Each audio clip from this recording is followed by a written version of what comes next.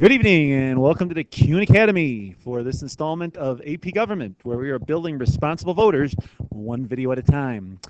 Okay, we are talking today about affirmative action in preparation for a debate in class on Thursday. Now, when we're talking about affirmative action, we are going to focus specifically on the 14th Amendment. By now, you should be able to recite this in your sleep. Okay, what we are going to emphasize here is the Equal Protection Clause. Okay, no state shall deny any person within its jurisdiction the equal protection of the laws. So this is what we apply to most of our affirmative action cases when we are deciding if the policy violates it or not. All right, now there are also two tests that the Supreme Court uses when we look at discrimination. All right, there's what's called a rational basis test, and there is a strict scrutiny test. All right, these are the tests that the Supreme Court use when there is a discriminatory policy and they want to decide if that policy violates the 14th Amendment. Because obviously not everything is equal. That's impossible. So there is going to be discrimination. The Supreme Court usually upholds it if the discrimination has a rational basis for it. 18-year-olds can, or 16-year-olds can't vote. There's a rational basis for that. That's going to uphold the standard. Now, strict scrutiny is what usually applies in most affirmative action cases. That's what the Supreme Court decided when they first started hearing affirmative action cases. The way strict scrutiny works is if the discrimination that you are doing, all right, whatever your policy is, if it is based on a prejudice, all right, some kind of preconceived notion, some kind of negative stereotype that you have about a person or a group, then the state has to show that it has a compelling interest to still do the policy. All right, so is there a good reason why the state is practicing this policy of discrimination, okay, or segregation? Do they have some kind of compelling interest to do that? And if they do, if they can prove that they have a reason for doing it, it's good, then the policy is going to be upheld. All right, that's called a strict scrutiny test. All right. Now, affirmative action, by definition, is a program to stop discrimination. It is meant to right the wrongs of the past. Okay, it's aimed at countering discrimination against minorities and women, especially in employment and education. Now, if a private business is practicing this, that is their own choice, okay? But some businesses will do that, emphasize hiring a minority for various reasons, all right? Education, again, private universities can do this if they want. Public universities make that decision based on usually elected policies or legislatures or something like that, okay? But it's employment and education to kind of right those wrongs of the past. All right, and here are some of the major cases that have happened, okay? Baki versus California, you should have read this one online. Hopefully, if you're reading it, you're seeing the arguments of the court. I'm not really going to have time to get into the arguments that the justices made in this case, okay? But I'm just going to basically tell you what the standard that was set was, all right?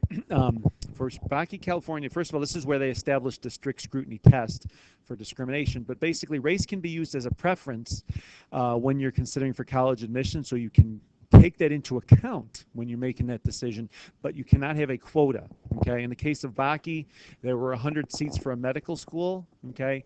84 were set aside for the whites, 16 were set aside for the minorities, all right? And the Supreme Court said that using quotas violated the Equal Protection Clause because technically that minority was entitled to all 100 seats, where the white was only able to get 84. All right, I'm going to pause this for 1 second. Thank you. All right, sorry for that brief pause there. Okay, so yes, I spelled preference wrong, but don't say nothing about that. All right, Grutter versus Bolender. Oh, by the way, strict scrutiny might be something that makes the word wall. Extra credit points, first person that's not a Ninja Turtle to come into class and put that up. All right, Grutter versus Bolender. That was a another case about affirmative action back in 2003. So Baki was 78, all right, kind of during the Burger Court there, and then Bolender was 03, okay? And this basically upheld University of Michigan's law school affirmative action policy, practicing, yes, you guessed it, stare decisis. They did not overturn it. There was expectations affirmative action would be overturned. They upheld it, basically again saying Michigan had a compelling interest in having a diverse campus. All right, that was with the law school. That's the more important one because it basically was upholding affirmative action. Now, Gratz versus Bolender also was a case involving affirmative action at the University of Michigan, but it was with the undergrad. And if you look on Moodle, I have their point system online. They used a point system to basically favor minorities. I think it took 120 points to be admitted, if I remember correctly, and you got 20 points for being a minority, either a Native American, African American, or Latino American, and you got 12 points if you got a perfect score on your ACT. So the Supreme Court said that that amounted to a quota, even though it wasn't a quota, but it was too favorable toward minorities and reflected one, so that was found unconstitutional. So kind of have split decisions with Michigan. All right, two more cases from a couple years ago. They're both dealt with the same issue. This was Parents versus Seattle and Meredith versus Jefferson. This was when school districts in Kentucky and Seattle had basically gerrymandered or redrew their district lines to ensure diversity. So they basically took the kids from the rich white areas of town and bused them to some of the other poor minority areas and vice versa to kind of achieve diversity. And the Supreme Court said that limiting the ability of the school districts to manage their racial makeups was unconstitutional. Okay, so it limited what they were able to do with that. So you can't redo a district just for race. Okay, was essentially what they said. So it's kind of a Brown v. Board case in a way, because we're kind of challenging the separate but equal standard with the schools. Okay, so to get around de facto segregation, you could not do that. And then Rishi versus Distefano was a reverse discrimination case. I'll talk about it a little bit here.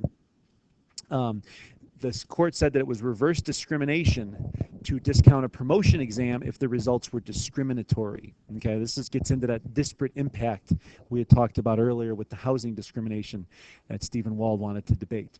All right, the Rishi Distefano case that I'm talking about, I probably went too fast on that, so you may have to rewind the video. But in the Civil Rights Act of '64, there's Title VII, which prohibits overt, meaning open and you can see it, and purposeful discrimination in employment. Okay, so you can't flat out say, you're black, I'm not hiring you. Okay, well, there was a case in 1971 called Griggs versus Duke Power Company. I believe that was down in North Carolina.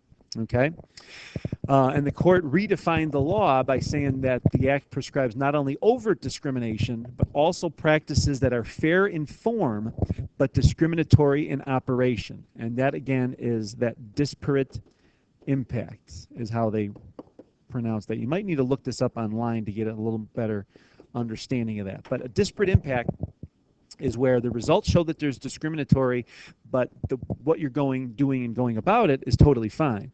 Okay, so that was limited with the Griggs versus Duke Power Company. So essentially now, if you're doing something and the results discriminate, the burden is on you to prove that you're not discriminating. Okay, so what happened here is in 2009, New Haven, Connecticut did a promotion for firefighters.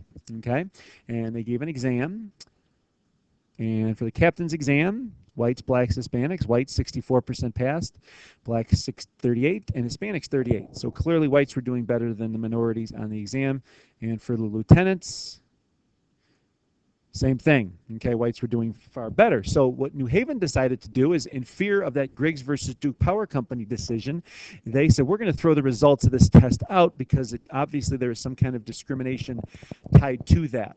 Okay, and the other thing in the Griggs versus Duke Power Company case that they said was that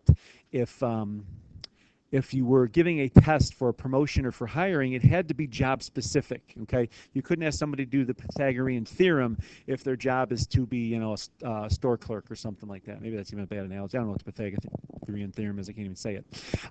So what happens is the city of New Haven decided to throw out the verdict. Okay, and the Supreme Court said that that was unconstitutional because it was reverse discrimination. You were discriminating against those whites who did good on the exam by throwing out the results of that. So it was kind of a victory for the anti-affirmative action people, saying that that using the disparate impact to discard results was unconstitutional. So firefighters won, essentially. Okay, so we'll leave it at that. All right, we'll talk in class on Thursday. I got a few smart questions for you on the clickers, and then we will have our debate. So thanks for listening to the CUNY Academy, where we are building responsible voters one video at a time.